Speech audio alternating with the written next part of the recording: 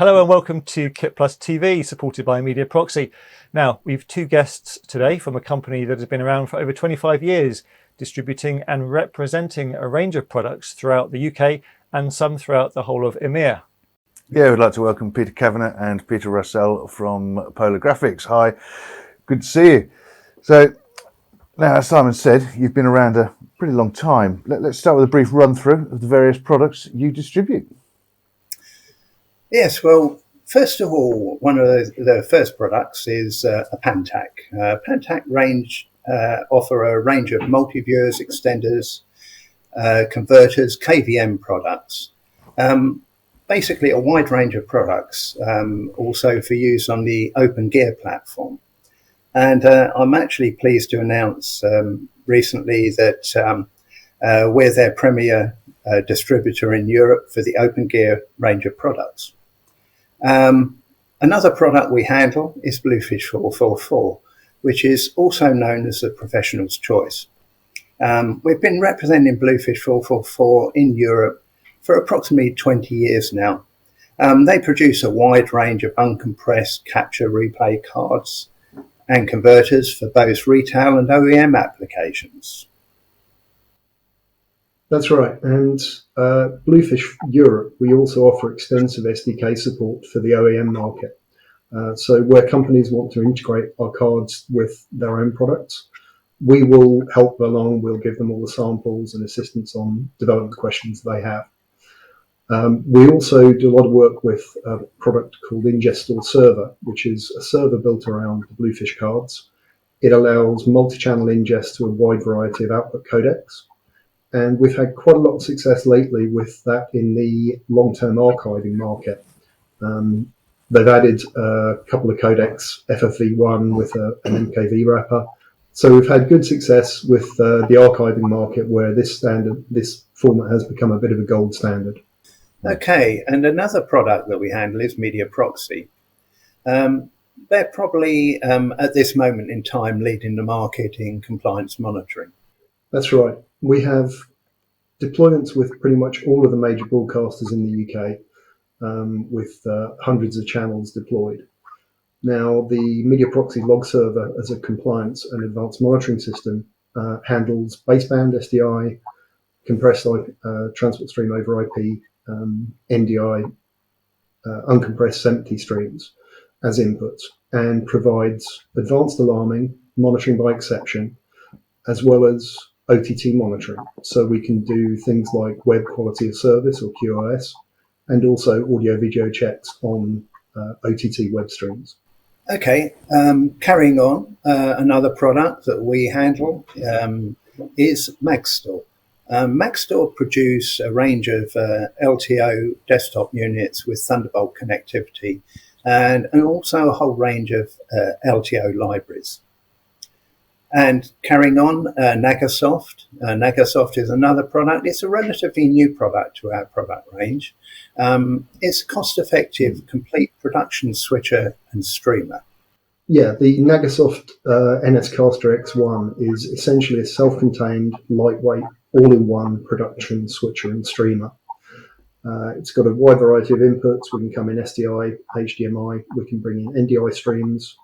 We can bring in compressed streams from PTZ type cameras, and also take network feeds in. And you can drive complete production from the very large touchscreen on the unit. There's an optional hardware control panel for more traditional switching. And it really is something you turn up. It's comes with its own carry case, which is like an aluminium briefcase. You turn up, you plug in your inputs, you connect to the network, and you hit the go button. And you're live. And the final product in our range is StorageDNA. Now, we've been working with them for many years. Initially known for their LTO, LTFS archiving products, and still today they're one of the leading companies involved in archiving solutions and software. But recently they've produced a product called DNAfabric, which is being used by many top-end facilities to link together sites from around the world and reduce their outgoing costs. So Thank you very much. That's a great insight. So let's pick up on the DNAfabric you just mentioned there. Tell us a little bit more about that, and also maybe what makes it different from other similar products on the market. Not quite sure which one of you wants to tackle that one. That would be Yeah, I can jump in on that one. So DNAfabric, it's a software layer that can be deployed in multiple locations and works with any type of SAN, NAS storage or any MAN. And it allows you to very seamlessly move material between tape, disk and cloud. So from long-term archiving right the way to online production storage. It's very good at enabling remote working. If you have a facility where making a production, and you have color graders and editors based remotely, all they need is a simple, small, integrated computer that they can then connect to their local network. It hooks up to Fabric in the cloud and can then synchronize all of their creative projects backwards and forwards. One of the other key features which sets it apart from most of the rest is it comes with a cost calculator. Now, the cost calculator allows you to model all types of storage, so cloud, on-prem, deep archive, and also allows you to compare data transit costs between all of the different cloud providers for storage. And that's a grey area usually, because we talk about going to cloud, we talk about moving to remote located storage and how that's all going to work. But actually calculating how much it's going to cost you compared to just having large storage on-prem is often quite tricky. So the cost calculator on top of DNAfabric allows you to dial in a load of what-if scenarios. So you can say, okay, if I want to use this provider for cloud storage, if I want to use this provider for transit and a different one for deep archive, how much is it going to cost me for a production of a particular scale? How does that? I'm just interested in a little bit of a thing. So because costs aren't necessarily fixed for more than maybe a year, 24 months. Mm-hmm. How far in advance are you finding that it's useful to predict costings for being in the cloud? Well, the cloud costs for storage and also for transit are continually changing. Generally, we know the old mantra: storage is always cheaper. There's always bigger storage available at the cost you paid last year. The fact that you've got an online calculator as part of the tool means that you can rerun those what-ifs every month, every 3 months, to actually see where the cost trend is going for different providers. And StorageDNA have been working to make sure that they keep all of those cloud costings up to date, so that you're getting timely information about the storage costs. So obviously, the last couple of years, there's been very few exhibitions or chances for customers to get hands-on. How have you been managing to do your demonstrations, and how have you been finding the last couple of years? Well, it's been a bit challenging without the exhibitions. Obviously, things carry on, but they're a great place to meet people. You can't beat face-to-face meetings. Obviously, a lot of us have gone over to webinars and changed the way that we work. But, I'm looking forward to getting back to more of the face-to-face meetings. Also, when we attend major exhibitions, we have many more chances to meet all of our customers in one place, because, we're dealing with all of Europe with some of the products. And, when our European colleagues go over there, we get a great chance to see them all in one place within a few days. We've found that from today, as recently as today, I've had 20 odd emails from people saying that they're not going to some of the shows because of what's going on in the world.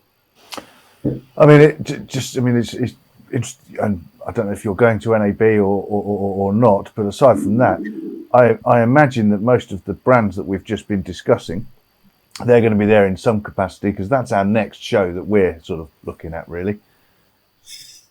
Yes, Yeah, I mean, with regard to that, as I was saying earlier, the suppliers, a lot of our suppliers will be there. But even down to the suppliers, they're still making decisions at the last minute as to whether they will be at NAB or not. I'd love to have gone to NAB, but it's unlikely I will. I mean, it will be my 45th NAB if I'd gone. And I like NAB, and but the thing is, with what's going on in the world at the moment, and what was the fact that, as I was saying earlier, our probably 90% of our European colleagues are not going. That's one of the main reasons for going to NAB, is to meet up with our supplier, not only our suppliers but our resellers as well. And if they're not going to be there, then there's no point in us going. But we do have the media production show in London coming up in May, and we've got a stand there, and we're planning. So just touching on from obviously the things that are going on in the world at the moment, that all impacts on component shortages and production and stock and so on. Has that affected you at all? Yeah, I think it's affected most people in the industry, the production shortages. It's basically, if you're selling hardware, it's been definitely a challenging time, a bit difficult. Also, even if you sell software, I mean, at the end of the day, the software is running on hardware. You need hardware to run the software. So, it affects everyone, really. The shortages have caused extensive product delays and price hikes as well. Having said that, we've been quite lucky because some of our suppliers have been very forward thinking and foresaw this coming a long way off, and had already made plans, put plans in action, so it didn't hit us too hard. But it is a challenge. We actually have heard of some suppliers who have actually said that they can't deliver the 45 weeks. Yeah, I think it's common. There are massive shortages. I was going to finish up with an NAB question, but we kind of already covered that. So yeah. I guess the main thing to ask now is where do we send people to find out more and to see who is available at NAB of your manufacturers, if they just, if they happen to be there and want to go along and meet up and have a chat? Where do we send them? Well, I would, basically I would refer them to us at Polar Graphics. So if you go to www.polar-graphics.com, we'll be able to give you a complete update on what's going on, and we're very happy to set up meetings. If anyone wants to arrange a meeting with any of our suppliers that are going to be there, we can set that up. Brilliant. Thank you both very much for coming in today. Here's for another 25 years of your success. Not sure if you'll manage another 45 years at NAB though, Peter, but I think it's unlikely. Rude. I've done 26 and I can give a few more a go. Excellent.